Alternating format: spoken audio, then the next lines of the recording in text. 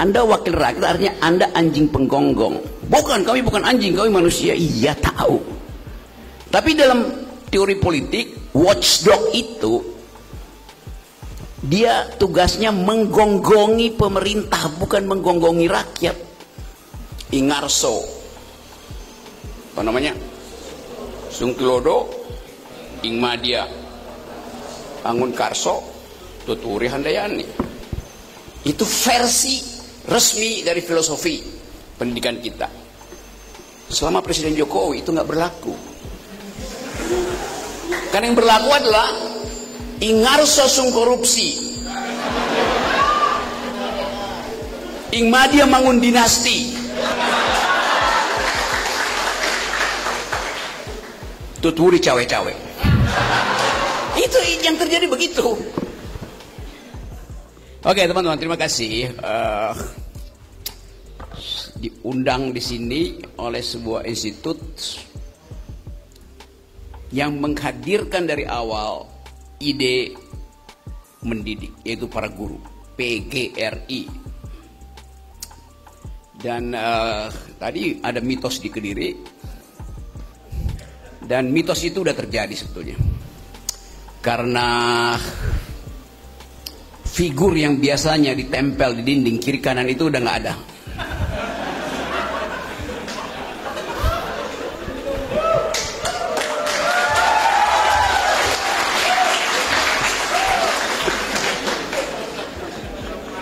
Oke.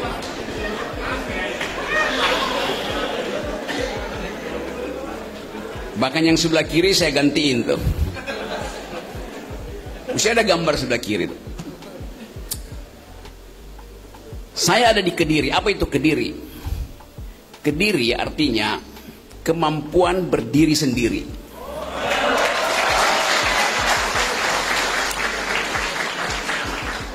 Jadi mengapa gambar hilang? Karena mereka atau dia tidak mampu berdiri sendiri.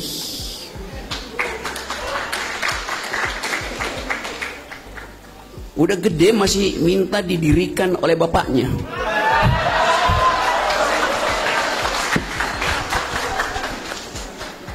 Prof, Pak Warek udah gelisah, Prof Warek. Ibu dari PAN, terima kasih Bu udah datang di sini, dan wakil rakyat hendak mengetahui pikiran rakyat. Karena itu beliau tiba di sini. Tapi ada wakil rakyat yang kerjanya mau mengawasi pikiran rakyat. Nah, itu dungu namanya. Kita memilih wakil supaya kita tidak dibebani oleh pekerjaan teknis, bolak-balik mengawasi presiden. Jadi tugas dari wakil rakyat adalah mengawasi kekuasaan. Namanya anjing penggonggong.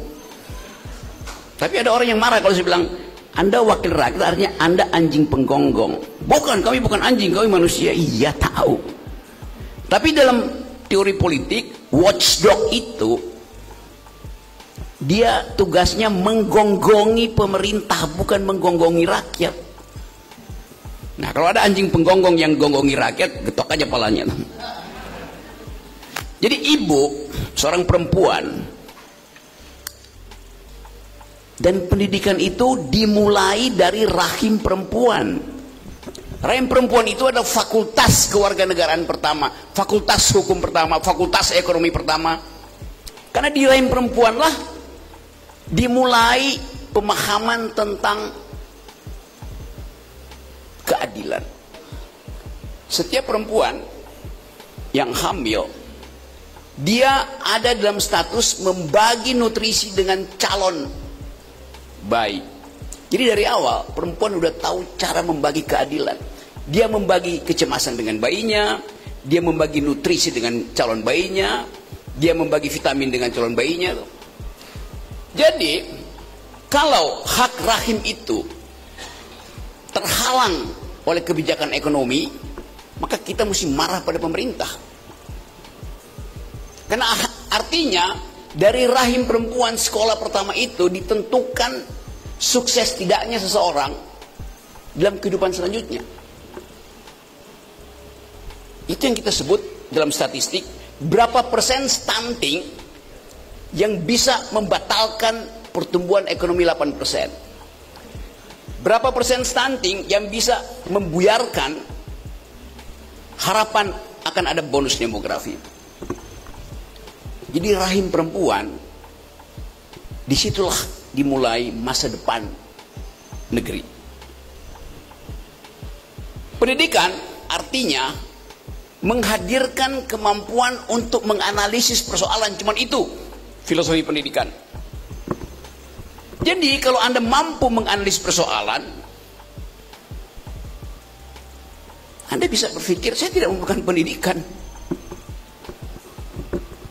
Anda tidak memerlukan kurikulum yang sekedar memboroskan APBN, tapi dengan hasil IQ nasional kita sekarang tinggal 78.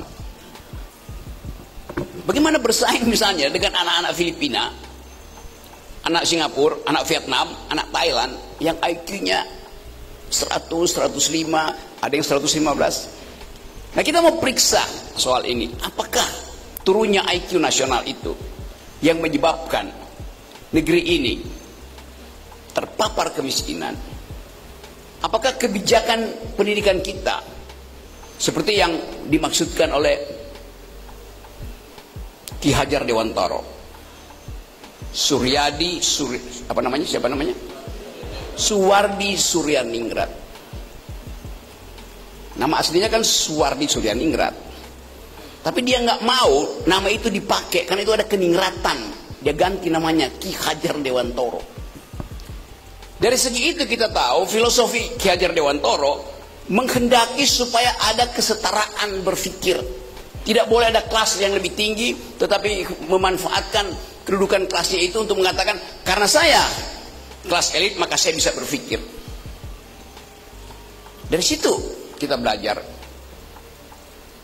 Ingarso, apa namanya, Sungkilodo, Ingmadia, Bangun Karso, Tuturi Handayani. Itu versi resmi dari filosofi pendidikan kita. Selama Presiden Jokowi itu nggak berlaku. Karena yang berlaku adalah Ingarso sung korupsi, Ingmadia bangun dinasti, Tuturi cawe-cawe. Itu yang terjadi begitu. Kesulitan-kesulitan itu yang ingin kita pastikan, kita bongkar dari sekarang. Tadi saya mulai dengan Kediri artinya kemampuan berdiri sendiri, termasuk di dalam membuat kurikulum sebetulnya. Kalau Anda pergi sekarang di beberapa negara bagian di Amerika, Anda bilang, saya dari Kediri mau belajar di satu universitas San Francisco. Rektornya akan bilang begini, silakan mas, dia panggil mas, kamarmu ada di lantai 3, ruang kerja saya ada di lantai dasar, kata si profesor. Besok pagi kamu datang ke ruangan saya, bawa kurikulum yang hendak kamu pelajari. Mahasiswa sekarang disuruh menulis kurikulumnya sendiri, karena percaya bahwa Kediri itu kemandirian, kemampuan berdiri sendiri didasarkan pada keinginan untuk mengisi kepala. Di kita pendidikan itu diisi kepalanya oleh negara. Ngaco. Ada standar kurikulum. Coba Anda bayangkan, mahasiswa masih diajarin bahasa Indonesia. Loh, Anda mahasiswa ini orang Indonesia, ngapain masih belajar bahasa Indonesia coba? Buat apa pelajaran bahasa Indonesia? Artinya SD, SMP, SMA gagal mengajarkan cara berpikir melalui bahasa. Grammarnya compang-camping, akibatnya cara berpikir compang-camping. Bahasa itu adalah penanda pertama keteraturan berpikir. Namanya grammar. Anda masuk universitas masih harus ambil mata kuliah bahasa Inggris.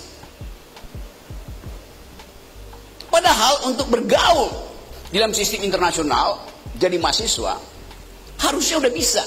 Harusnya sampai SMA, murid itu udah bisa berbahasa Inggris. Minimal grammar standar. Jadi artinya dari awal SD, SMP, SMA itu pendidikan bahasa asing itu gagal untuk dipastikan. Sampai mahasiswa Anda masih ada pelajaran agama, benar nggak? Yes. Artinya sampai SMA Anda tidak beragama. Ngapain mesti ajarin agama pada mahasiswa?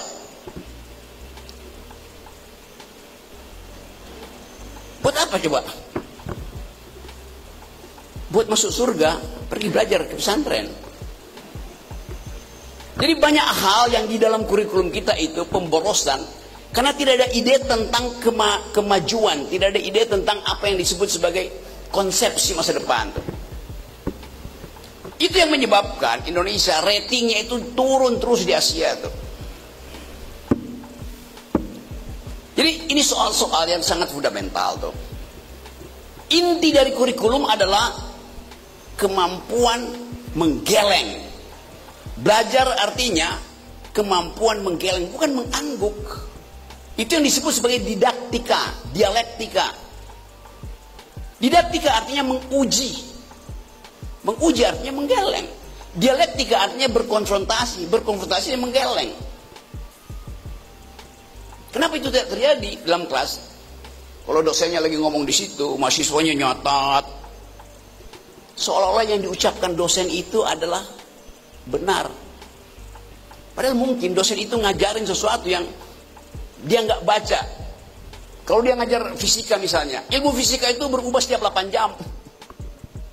Kalau dia telat membaca 2 hari, pengetahuan dia itu udah obsolete. Apa obsolete? Udah kadaluarsa. Sementara mahasiswa yang terlambat masuk kelas diusir sama dosennya karena tidak mengucapkan Assalamualaikum warahmatullahi wabarakatuh. Apa hubungannya Assalamualaikum dengan E equals MC square dari Einstein? Itu namanya basa-basi.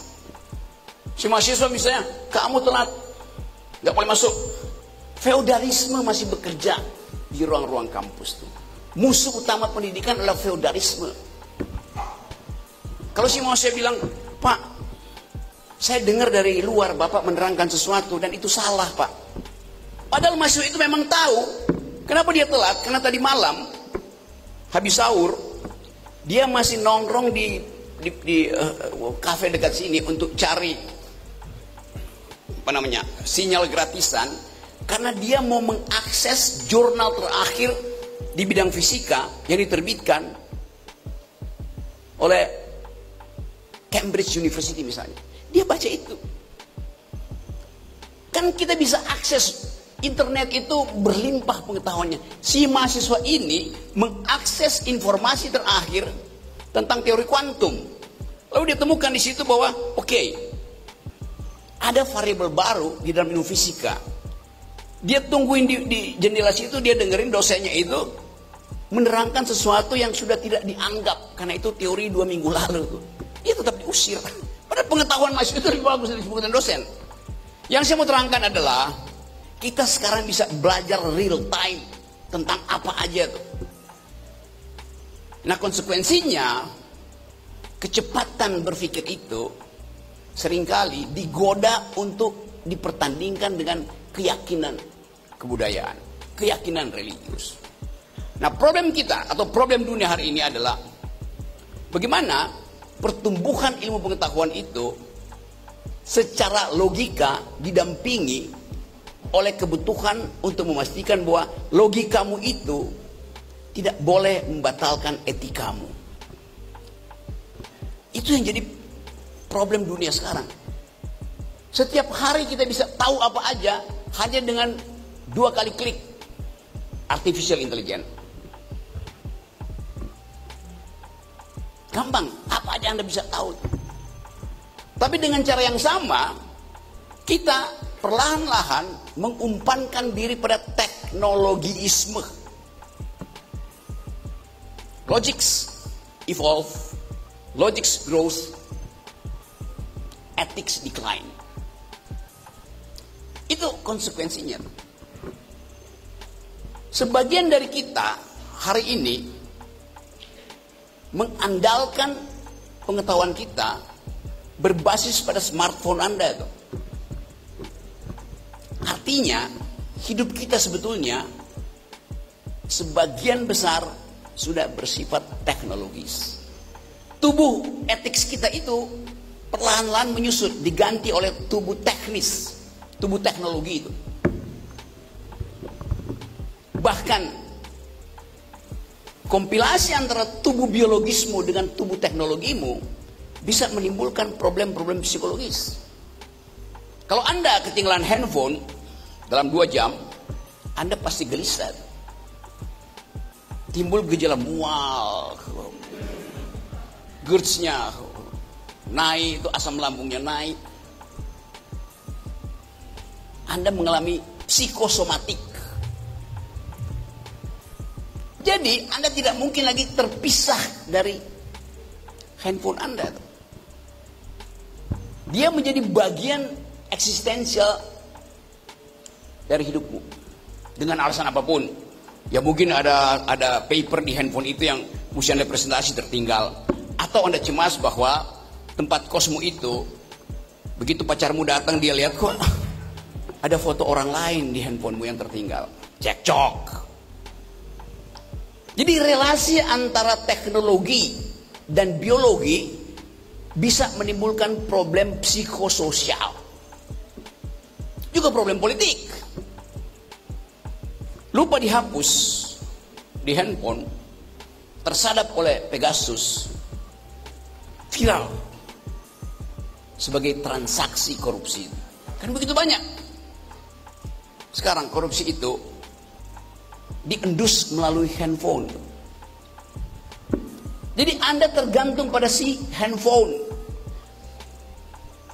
Hidup biologismu, hidup psikologismu tergantung pada status teknologi yang ada selalu di kantongmu atau di tasmu. Tapi demikian sebaliknya. Smartphone-mu juga tergantung padamu. Setiap pagi mahasiswa biasa membuka situs-situs tertentu. Nyari nama seseorang misalnya. Si handphone kalau Anda tinggal di kamar, Anda pergi 2 jam, si handphone bingung. Kok algoritmanya nggak dia buka ya? Padahal biasanya pagi-pagi dia udah buka tuh. Politik akal sehat, ketik, muncul. Fufu Fafa, lebih lagi itu. Karena yang kita cari informasinya direkam oleh teknologi, diupload ke cloud, lalu diolah menjadi big data. Kita sekarang ingin supaya PGRI tumbuh bersaing dengan institusi-institusi sejenis di Eropa, di Amerika, bukan sekedar di Jawa Tengah, Jawa Timur, atau di Jakarta. Jadi teknologi memungkinkan kita bersaing secara ide lintas negara. Kan itu yang kita inginkan. Supaya keinginan itu terwujud, kita mesti pastikan bahwa PGRI punya status otonom untuk menulis kurikulumnya sendiri. Itu yang terjadi di dunia sekarang. Tadi saya terangkan tadi satu gejala baru bahwa di beberapa kampus Amerika, Anda mau belajar, Anda harus tulis kurikulummu sendiri. Anda bisa bilang pada Pak Rektornya, Pak Rektor, saya hanya mau belajar 4 hal. 1 tentang fisika, 1 tentang environmental ethics, 1 tentang feminisme, 1 tentang... Untuk keperluan semacam itu, internet dipakai buat gosip. HP kita, WA grup kita, kebanyakan isinya gosip. Jadi sekali lagi, teknologi memungkinkan kita belajar bahkan tanpa kampus. Itu yang memungkinkan kita bersaing secepat kilat untuk paling tidak berada di level 20 di Asia lah. Orang Indonesia yang belajar di Amerika itu ya, setiap tahun itu 8.000 tidak sampai 10.000 orang tuh. Cina yang belajar di Amerika itu 400.000 orang. Bagaimana kita bersaing? Kenapa kita tidak bisa bersaing? Karena kapasitas kita untuk menghidupkan pemikiran metodologis tidak diasah sejak kita ada di Indonesia. Sehingga kita gugup untuk bertengkar dengan profesornya di Amerika, sementara anak-anak negara lain itu ya dengan N aja. Angkat tangan, debat dekannya, debat profesornya, debat dosennya. Critical thinking hanya bisa dimulai kalau Anda meragukan keterangan semua dosenmu. Critical thinking hanya bisa diucapkan kalau Anda meragukan keterangan anggota DPR. Critical thinking hanya bisa dilanjutkan kalau Anda menggeleng terhadap Danantara, menggeleng terhadap makan siang gratis, menggeleng terhadap food estate, supaya timbul dialektika. Itu dasarnya. Jadi sekali lagi teman-teman, kunci dari pendidikan adalah menggeleng. Masalahnya kenapa kita takut menggeleng? Culture matters. Kebudayaan melarang kita menggeleng. Jadi kebudayaan melarang kita berpikir. Itu masalahnya di situ. Ini berlaku di partai politik, berlaku di kabinet. Kita mesti perlahan-lahan, kalau nggak mau cepat-cepat, tanggalkan prinsip-prinsip feodalisme itu. Nah, kesempatan ini kita bisa diskusi panjang lebar untuk memperlihatkan bahwa mengucapkan pikiran itu bisa melalui tesis, bisa melalui disertasi, bisa melalui pameran seni, bisa melalui seni instalasi. Semua itu adalah statement kita supaya menimbulkan statement terbalik itu.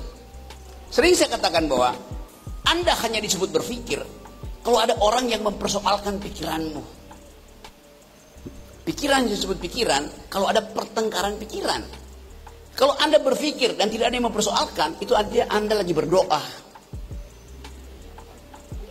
Beda berdoa dengan berpikir. Jadi mulailah teman-teman muda untuk menggeleng. Mulailah untuk mengatakan tidak. Mulailah untuk mempersoalkan. Anda bisa nulis disertasi tebel-tebel dan terlihat berat karena tebel, 1000 halaman. Tapi kalimat pertama dibantah oleh kalimat terakhir. Akibatnya apa? Resultantenya 0. Itu yang dilakukan Bahlil. Ya, Bahlil memalukan. Lebih memalukan lagi rektor UI yang memberi kesempatan Bahlil untuk revisi. Loh, dia harusnya DO. Coba yang jawab. Jadi yang DO itu rektor UI. Ya, saya mengajar 15 tahun di UI dan saya tahu itu. Dan UI bangga tuh. Universitas Indonesia akan jadi world class university. World class university. Disingkat WCUI. Di WC yang berkuasa bukan rektor, tapi rektum. Cari di Google apa itu rektum.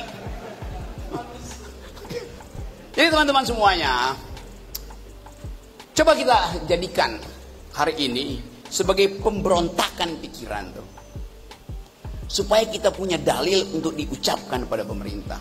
Kita punya dalil untuk mengatakan bahwa Indonesia yang berpikir bisa ditemukan kembali. Dari mana? Dari Kediri. Terima kasih.